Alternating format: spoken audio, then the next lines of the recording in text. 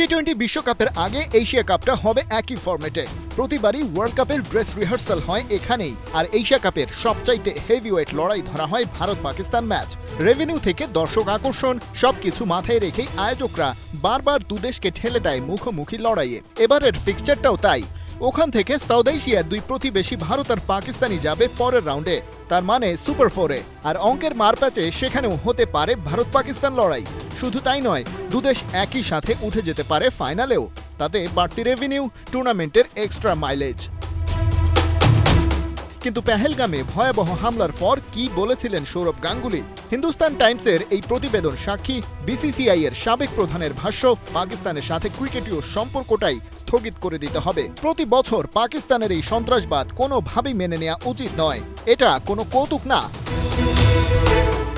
ভারতের বর্তমান head coach Gautam Gambhir আরও কঠোর হওয়াই স্বাভাবিক। তিনি কোচ হওয়ার আগে ছিলেন সক্রিয় রাজনৈতিক কর্মী, আবার সন্ত্রাসবাদীদের কাছ থেকে হুমকিও পেয়েছিলেন। বলেছিলেন কোনো ডিসিপ্লিন নেই, পাকিস্তানের সাথে ভারতের ম্যাচ খেলা উচিত নয়। পাল্টা প্রশ্ন আসে উপস্থাপকের কাছ থেকে, সামনে যে এশিয়া কাপ আছে সেখানেও কি ভারত খেলবে না? তবে এই প্রশ্নে দেশটার বর্তমান হেড কোচ অবশ্য একটু ধাক্কা খান, তবে নিজের অবস্থান পাল্টাননি। বলেছেন এশিয়া কাপের মতো আসরে ভারত পাকিস্তানের বিপক্ষে খেলবে কিনা সেটা সরকারের রাজনৈতিক সিদ্ধান্ত। গম্ভীর সেই ব্যাপারে কোনো মন্তব্য জানাতে পারেন না।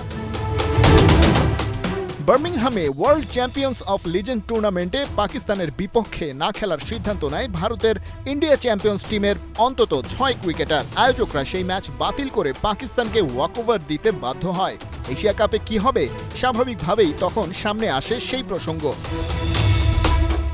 কিন্তু এবারে সৌরভ গাঙ্গুলির প্রান্ত বদলে হোঁচট খেয়েছেন অনেকেই। সাবেক বিসিসিআই প্রেসিডেন্ট বলছেন, সন্ত্রাসবাদী কর্মকাণ্ড যেমন মেনে নেওয়া যায় না, তেমনি ক্রিকেটকেও তার মতো চলতে দিতে হবে। পাকিস্তানের বিপক্ষে ভারতের ম্যাচের ফিক্সচারে তার এখন আর কোনো আপত্তি নেই।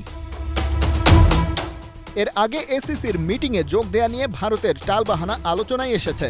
শেষমেশ ভার্চুয়ালি হলেও সেই মিটিংয়ে যোগ দিয়েছে তারা। বাকিদের সাথে মিলে সেট করেছে আগামী এশিয়া কাপের ফিক্সচারও। কোনো সমস্যা নেই। এমনকি ভারত সরকারের পক্ষ থেকেও আরব আমিরাতের মতো নিউট্রাল ভেন্যুতে পাকিস্তানের বিপক্ষে এশিয়া কাপ খেলায় কোনো আপত্তি নেই। এখন ভারতের অথরিটি কিংবা সৌরভ গাঙ্গুলির মতো হেড কোচ গম্ভীরও কি নিজেদের সাইড পাল্টে ফেলবেন?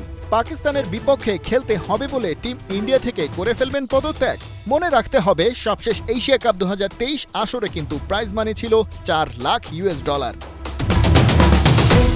খালিদ জামিল, 71।